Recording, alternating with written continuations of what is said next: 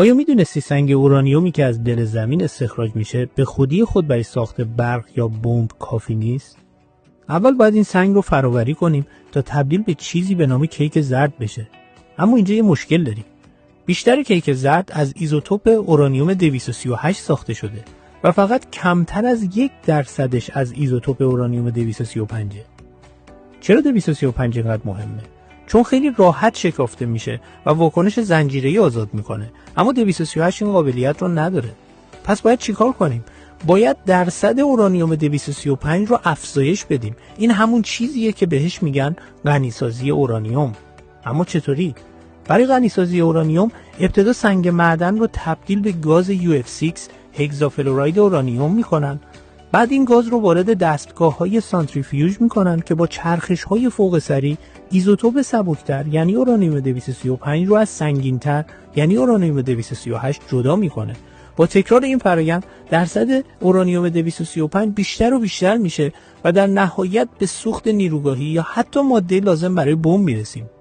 حالا این درصدها چه کاربردی دارن؟ از 0 تا 5% مناسب سوخت نیروگاهی برقه.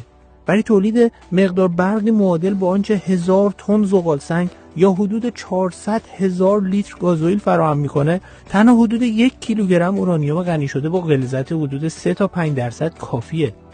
از 5 تا 20% مناسب راکتورهای تحقیقاتی و پزشکیه و از 20 تا 90% مناسب سوخت زیردریایی ها و کشتی های هسته‌ایه و بالای 90% هم برای سلاح‌های هسته‌ای.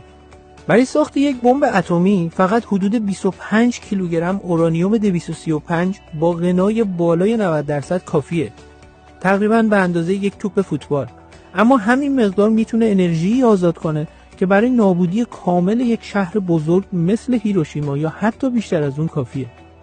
البته اورانیوم 238 هم کنار گذاشته نمیشه. ازش برای تولید پلوتونیوم، ساخت زره‌های سنگین و بعضی داروهای هسته‌ای استفاده میشه.